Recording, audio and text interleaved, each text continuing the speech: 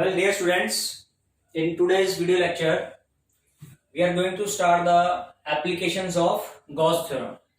इससे previous lecture में Gauss theorem क्या होती है वो हम स्टडी कर चुके हैं. गॉस थ्योरम के अकॉर्डिंग इलेक्ट्रिक फ्लक्स का गॉस थ्योरम ने जो डेफिनेशन दिया, जनरली इलेक्ट्रिक फ्लक्स को E डॉट ds से लिखा जाता है. This is electric flux mathematically.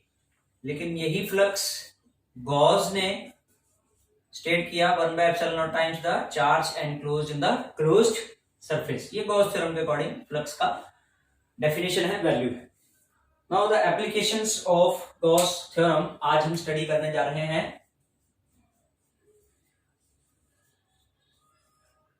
Applications of Gauss theorem. So in general अगर हम बात करें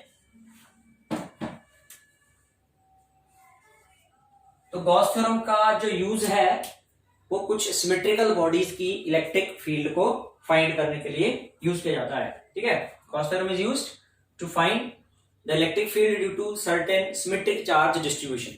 अब ये जो सिमेट्रिक चार्ज डिस्ट्रीब्यूशन है वो क्या क्या है, जैसे किसी स्ट्रेट वायर के ऊपर चार्ज है तो उसके कारण कितनी इलेक्ट्रिक फील्ड प्रोड्यूस होगी उस सराउंडिंग में, वो फाइंड की जा सकती है. किसी स्फेरिकल शेल के inside, on the surface and outside, ये भी एक इसका एप्लीकेशन है. 1 बाय 1 हम इन सभी को स्टडी करेंगे. और एक प्लेन शीट ऑफ चार्ज, इसकी कितनी इलेक्ट्रिक फील्ड इसके सराउंडिंग होगी. तो ये कुछ एक सिमेट्रिक चार्ज डिस्ट्रीब्यूशन है जिनके कारण हम इलेक्ट्रिक फील्ड को फाइंड कर सकते हैं बाय यूजिंग गॉस थ्योरम. तो ये गॉस थ्योरम का एप्लीकेशन है, एक एक करके हम इसको कंसीडर करते हैं. तो इसमें सबसे पहले है the electric field due to a line charge, इसको हम कहते हैं. The first application is electric field due to a uniformly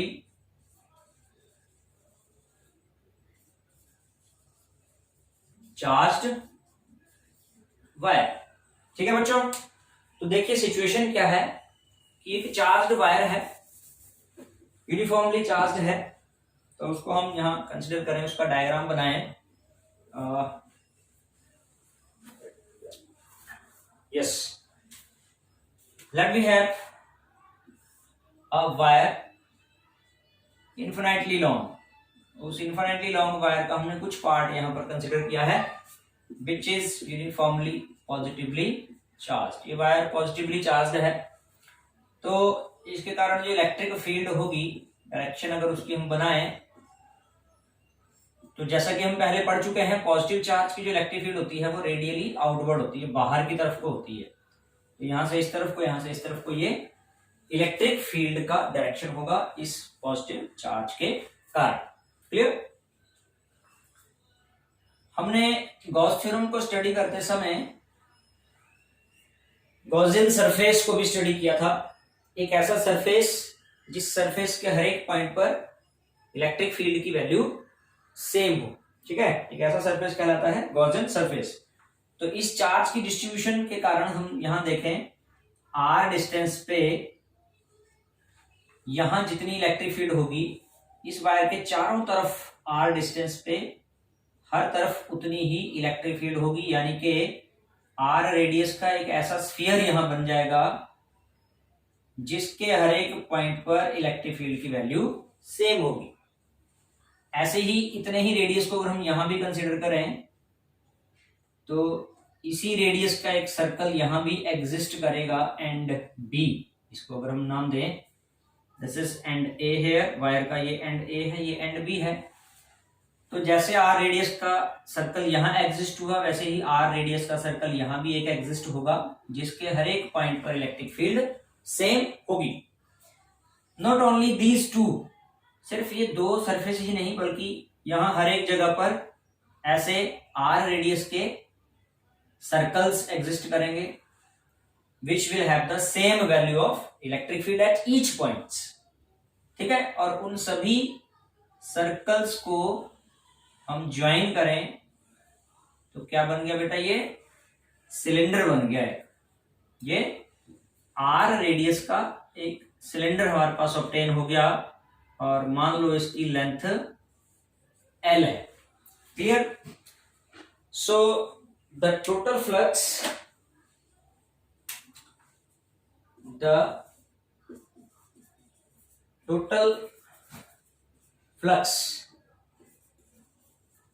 through the Gaussian surface, flux जो जाएगी इस इलेक्ट्रिक फील्ड की फ्लक्स उस गॉसियन सरफेस से होके जाएगी थ्रू द गॉसियन सरफेस, और फ्लक्स को हम रिप्रेजेंट करते हैं integral E dot D S. Definition से अगर हम कहें तो वो closed surface integral electric field का होता है ई डॉट डी एस। तो जो टोटल फ्लक्स इस गॉसियन सरफेस से जाएगी उसको हम 3 हिस्सों में बांट देते हैं। 3 हिस्से कौन से? 2 हिस्से तो ये वाले हो गए जो फ्लैट सरफेस है, एक ये वाला फ्लैट सरफेस, एक ये वाला फ्लैट सरफेस।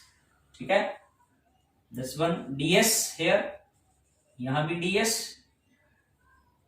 और यहां भी ds। नंबर डाल दिए इनको, नंबर 1 नंबर 2। 2 सरफेस तो ये हो गए। क्लियर? और तीसरा सरफेस कौन सा? ये पूरा का पूरा कर्व्ड सरफेस, सिलेंडर का जो कर्व्ड सरफेस है, तीसरा ये हो गया। तो यहां भी हमने एक सरफेस एरिया एलिमेंट कंसीडर किया। इन तीनों पार्ट्स में जो सरफेस एरिया एलिमेंट्स, हमने यहां सरफेस एरिया एलिमेंट्स, यहां सरफेस एरिया एलिमेंट, यहां सरफेस एरिया एलिमेंट लिया, तो इन सरफेस एरिया एलिमेंट्स के जो एरिया वेक्टर हुए, सरफेस एरिया का क्या होगा? Area vector. तो ये वाले सरफेस का एरिया वेक्टर ds वेक्टर इधर हो गया, इस वाले का ds वेक्टर ये हो गया, और यहां वाले का नॉर्मली आउटवर्ड, नॉर्मल आउटवर्ड होता है ना डायरेक्शन, बताया हुआ है। तो इसका नॉर्मल आउटवर्ड इधर हो गया, इसका नॉर्मल आउटवर्ड इधर, इसका नॉर्मल आउटवर्ड इधर। और यहां हमने क्या लिखा है कि जो टोटल इलेक्ट्रिक फ्लक्स है उसको 3 पार्ट्स में ब्रेक करें। E dot ds due to first part plus E dot ds due to second part plus E dot ds due to third part. ये 3 मेन पार्ट में बांटा हुआ हमने पूरे गॉसियन सरफेस को, जिसमें से ये पूरी फ्लक्स जाएगी। तो यहां पर हम लिखते हैं, ध्यान देना है अब जरा, कि आपका जो फर्स्ट पार्ट का E dot ds, first part का, and E dot ds due to उधर वाला सेकंड पार्ट नाम दिया हुआ है, ये दोनों बराबर हैं। और ये दोनों किसके बराबर हैं? 0 के इक्वल है। क्यों है 0 के इक्वल? क्योंकि इन दोनों में वेक्टर E इधर की तरफ को है जैसे ये इधर की तरफ को है, और ds ये दोनों परपेंडिकुलर हैं।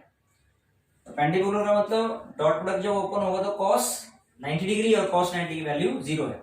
सो E perpendicular ds and cos 90 degree equals to 0। ये यहाँ पर रीजन होगा इसका कि क्यों फर्स्ट और सेकंड की इलेक्ट्रिक फ्लक्स 0 हो गई, फर्स्ट पार्ट सेकंड पार्ट की। तो बची क्या? Integral E dot ds equals to, कौन सा पार्ट बचा बेटा? E dot ds due to third वाला पार्ट बचा, थर्ड वाला यानी कि ये वाला। और इस पार्ट में ds और e दोनों सेम डायरेक्शन में हैं।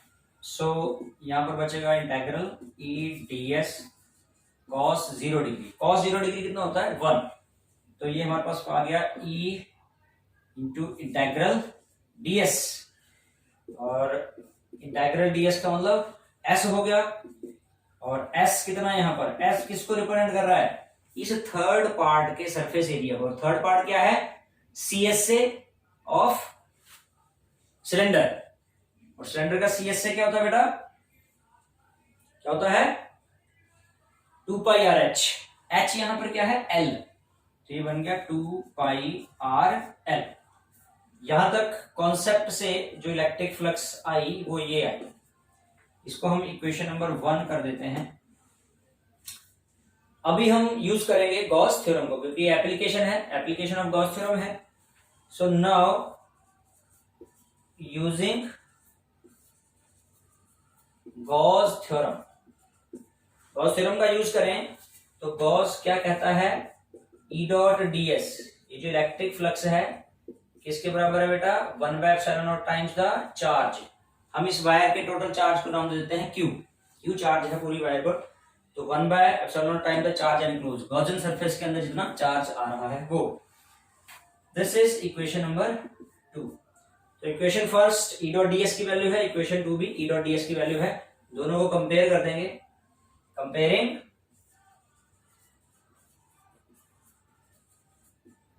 1 and 2 we get, क्या बन जाती है स्टेटमेंट कंपेयर करने पर, तो एक तरफ से हो गया E इंटू 2πr/L और दूसरी तरफ है Q/ε0। कंपेयर करके ये आ गया। वैल्यू हमें किसकी फाइंड करनी है, E की वैल्यू, इलेक्ट्रिक फील्ड की वैल्यू, तो ये क्या बन जाता है Q/2πr/L/ε0। थोड़ा रीअरेंज करके लिखते हैं इसको, तो 1/2πε0 Q/L इंटू 1/r। ठीक है, थोड़ा ध्यान देना आप जरा। तो Q/L charge upon length is the linear charge density, पीछे टॉपिक्स में पढ़ा हुआ है हमने पिछले चैप्टर्स में। तो Q/L की जगह आ जाएगा, यहाँ ब्रैकेट में लिख देते हैं, Q/L is the surface charge density sigma, ये बन गया 1/2πε0 सिग्मा बाय आर, उसके अलावा 1/r ही बचा इधर। हम इस इक्वेशन को 2 से मल्टीप्लाई और 2 से अगर डिवाइड कर दें तो ये बन जाता है 1/4πε0, यहाँ Q/L का जो सिंबल है वो लैम्डा है, लीनियर चार्ज डेंसिटी के लिए सिंबल क्या होता है बेटा, लैम्डा, तो यहाँ लैम्डा आ जाएगा, lambda by R. So 1/4πε0 2 lambda upon R. ठीक है बेटा, तो ये चीज हमारे पास एक्सप्रेशन इलेक्ट्रिक फील्ड का आता है, E equals to 2 lambda upon 4πε0 R. हमने यहाँ पर 2 से मल्टीप्लाई या 2 से डिवाइड क्यों किया, ताकि जो ये फैक्टर 2πε0 था ये 4πε0 बन जाए, ताकि 1/4πε0 की वैल्यू एक रेगुलर वैल्यू हमारे पास होती है 9 इंटू 10⁹, तो इजीली हम न्यूमेरिकल को यहाँ वैल्यू रख के सब्स्टिट्यूट करके फाइंड आउट कर सकते हैं। तो this is the first application. Next application को कंटिन्यू करेंगे अभी।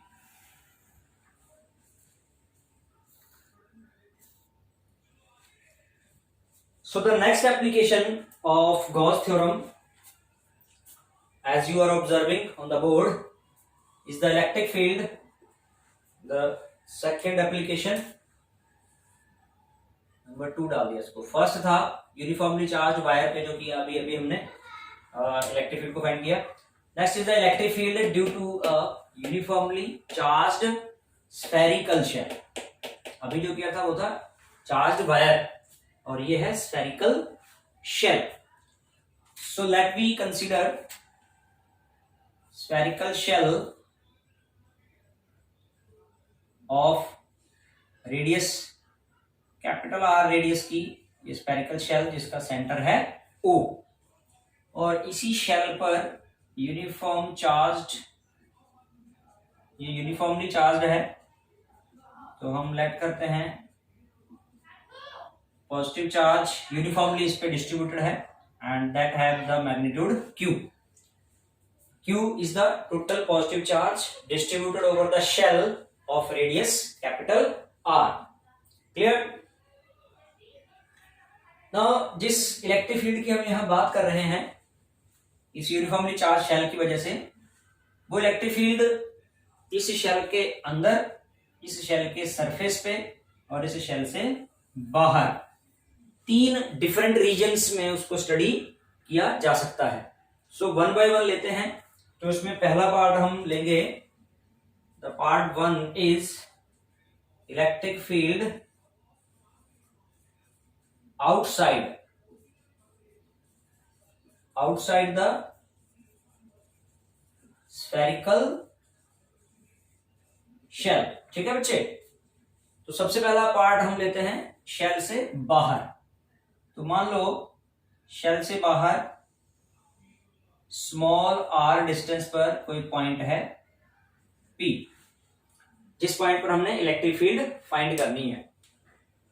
तो गॉसियन थ्योरम को अप्लाई करने के लिए हम गॉसियन सरफेस ड्रॉ करेंगे। और गॉसियन सरफेस क्या होगा? एक ऐसा सरफेस जिस सरफेस के हर एक पॉइंट पर सिस्टम ऑफ चार्ज की इलेक्ट्रिक फील्ड सेम होगी। तो गॉसियन सरफेस यहां अगर हमने ड्रॉ करना है तो हम थोड़ा सा उसको स्टडी करेंगे कि सेंटर से P पॉइंट जितनी दूरी पर है, यहां जितनी इलेक्ट्रिक फील्ड होगी, यहां पर भी इलेक्ट्रिक फील्ड उतनी होगी, यहां भी, यहां भी, यहां भी, क्योंकि ये सभी पॉइंट्स सेंटर से बराबर दूरी पर हैं। इसलिए ये एक ऐसा सरफेस बन जाएगा जिसके हर एक पॉइंट पर इलेक्ट्रिक फील्ड सेम है। और ऐसे सरफेस को हम नाम क्या देते हैं बेटा? Gaussian surface. तो ये गॉसियन सरफेस है, स्मॉल r रेडियस का गॉसियन सरफेस। और इसी S सरफेस वाले, जिसको अगर हम कैलकुलेट करें S को, तो कितना आ जाएगा? 4 पाई स्मॉल r स्क्वायर। ये इसका टोटल सरफेस होगा। तो इसी सरफेस के पॉइंट P पर इलेक्ट्रिक फील्ड की बात की जाए तो वो इलेक्ट्रिक फील्ड कितनी होगी? सबसे पहले हम उसी को लिखें। इलेक्ट्रिक फील्ड को हमने फाइंड करना है, बट E डॉट ds से हम स्टार्ट करेंगे।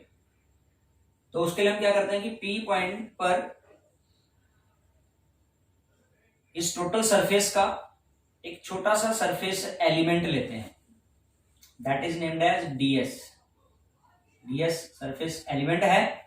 और हम जानते हैं कि सरफेस एलिमेंट का जो एरिया वेक्टर है, area vector, that is normally outward. तो ये डायरेक्शन हो गया उसका ds वेक्टर का। और जब ये सारा ही चार्ज पॉइंट O पर कंसंट्रेटेड होगा तो पॉजिटिव चार्ज के कारण इलेक्ट्रिक फील्ड का भी यही डायरेक्शन होगा P पॉइंट पर, नॉर्मली आउटवर्ड। यानी कि P पॉइंट पर एग्जिस्ट करने वाला एरिया वेक्टर और इलेक्ट्रिक फील्ड दोनों की सेम डायरेक्शन है। So the electric flux through the Gaussian surface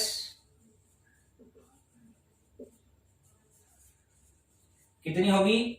जितनी इलेक्ट्रिक फ्लक्स इस ds सरफेस में से है, E डॉट ds, इसका इंटेग्रल, ठीक है, that is phi is equal to integral E dot ds। इसको थोड़ा आगे बढ़ाएंगे स्टेप को, तो ये integral E ds cos 0 degree, cos 0 degree की वैल्यू कितनी है? 1। तो हो जाता है E इंटू इंटेग्रल ds। ठीक है बच्चों, E इंटू इंटेग्रल ds। तो इंटेग्रल ds का मतलब है ds plus ds plus ds plus ds, सारा ds ऐड करके टोटल s बन जाएगा। और s किसके बराबर है? 4 पाई r स्क्वायर के बराबर है। तो दो स्टेप में कर लो, E इंटू s, और अगले स्टेप में E into 4 pi r square. Let it as equation number 1। Concept से जो इलेक्ट्रिक फ्लक्स आया वो ये आया। और अब हम गॉस थ्योरम को अगर यूज करें, यूजिंग गॉस थ्योरम, क्योंकि एप्लीकेशन है गॉस थ्योरम का, using Gauss theorem phi equals to 1 by epsilon naught times the charge enclose. Charge enclose कितना है? Q। तो ये इक्वेशन नंबर 2 हो गई। और नेक्स्ट स्टेप में क्या करेंगे? हम फर्स्ट और सेकंड इक्वेशन को कंपेयर करेंगे। Comparing equation 1 and 2, we get, क्या बन जाएगा बेटा? E into 4 pi r square equals to 1 by epsilon naught times the charge Q। और नेक्स्ट स्टेप में E की वैल्यू निकालनी है हमें, तो 1 बाय 4 पाई r स्क्वायर को उधर ले गए, Q बाय एप्सिलॉन नॉट। थोड़ा सा रीअरेंज करेंगे, एप्सिलॉन नॉट को इधर ले आएंगे, r स्क्वायर को उधर, तो 1 by 4 pi epsilon naught Q by r square. ठीक है, this is the expression for electric field outside the shell. ये आउटसाइड द शेल के लिए होगी। थोड़ा सा स्टडी करें इसको, तो इलेक्ट्रिक फील्ड यहाँ inversely proportional to r square है, सेम वैसे ही जैसे किसी पॉइंट चार्ज के लिए होती है। इट मींस कि शेल पर जितना चार्ज डिस्ट्रीब्यूटेड है, ये बाहर के किसी पॉइंट के लिए इस तरह से एक्ट कर रहा है जैसे किसी पॉइंट पर सारे का सारा चार्ज किसी पॉइंट पर कंसंट्रेटेड हो, और वो पॉइंट कौन सा है? पॉइंट ओ पर कंसंट्रेटेड है ये। तो ध्यान रखना है इसका। नेक्स्ट इसका दूसरा पार्ट हम करते हैं। फर्स्ट पार्ट में हमने किया find electric field outside the spherical shell. अब हम ऑन द सरफेस के लिए बात करते हैं, electric field on the surface of shell. Second point, electric field on the surface of shell. तो देखिए बेटा ध्यान देना है, थोड़ा सा स्टडी करें तो बाहर के सरफेस के लिए जो डिस्टेंस था वो स्मॉल आर था, और ऑन द सरफेस आ जाएंगे तो small R will be replaced by capital R. ठीक है, so for this small R will be equal to capital R, small R will be equal to capital R. तो ऊपर वाली इक्वेशन में ही so E equals to 1/4 pi epsilon naught Q upon, जहां small R square था उसकी जगह पे क्या हो जाएगा? Capital R square. ठीक है, आप चाहें तो इन इलेक्ट्रिक फील्ड्स को E1 E2 ऐसे नाम दे सकते हैं। तो क्योंकि जब कंपेयर करेंगे हम तो E1 E2 में से बड़ा कौन होगा? अगर हम डिस्टेंस की बात करें तो जो स्मॉल आर है वो बड़ा है कैपिटल आर से, डायग्रामेटिकली देखें तो। और स्मॉल आर से जो इलेक्ट्रिक फील्ड आई है वो E1 आई है, तो जहां डिस्टेंस बड़ा होगा वो इलेक्ट्रिक फील्ड छोटी होगी। सो E1 will be less than E2, यानी कि सरफेस पर जो इलेक्ट्रिक फील्ड है शेल के सरफेस पर वो बाहर वाले पॉइंट से ज्यादा है। ठीक है बच्चों, थर्ड पॉइंट पे बात करते हैं, the electric field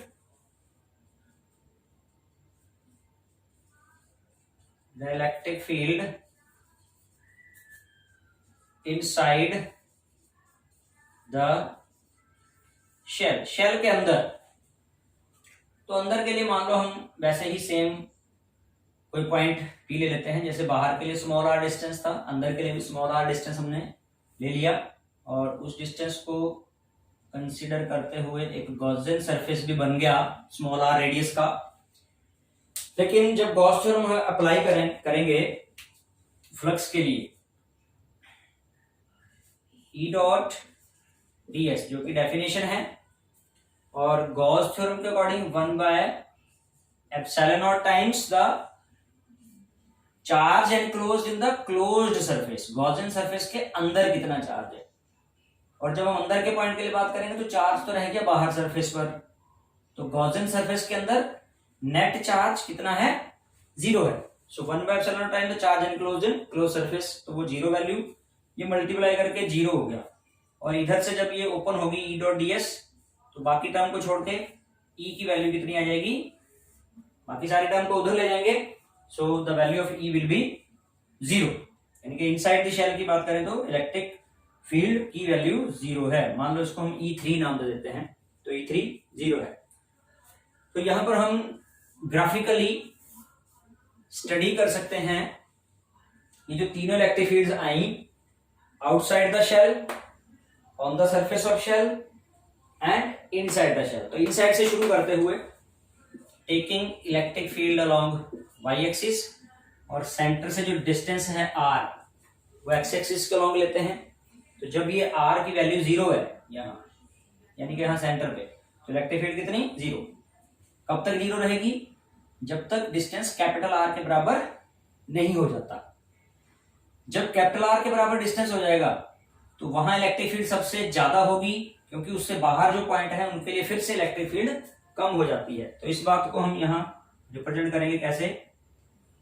electric field will be 0, ये डार्क वाली लाइन आ रही है, till small r becomes equal to capital R। जैसे कैपिटल R डिस्टेंस हो जाता है तो इलेक्ट्रिक फील्ड की जो भी वैल्यू है, मैक्सिमम वैल्यू, वो ऑब्टेन होती है E मैक्सिमम। ये सरफेस पे आया, जब स्मॉल r कैपिटल R के बराबर हुआ तब ये मैक्सिमम वैल्यू इलेक्ट्रिक फील्ड की, और उससे बाहर इलेक्ट्रिक फील्ड फिर से inversely proportional to square of the distance, distance के स्क्वायर से इनवर्सली प्रोपोर्शनल हो गई, यानी कि फिर से डिक्रीज होना शुरू हो गई, है ना। सो ग्राफ ये वाला आ रहा है, O से पहले ये पॉइंट के नाम देते हैं, मान लो हम O यहाँ A कर दिया, ये पॉइंट B हो गया, तो ग्राफ पहले गया ओ से ए, फिर ए से बी ये वाला, फिर बी से सी, इस तरह से। So this is the shape of graph which shows the variation of electric field with the changing distance from the center of a spherical shell. So this is all about for today's video lectures. Next topic हम next video में study करेंगे. Bye.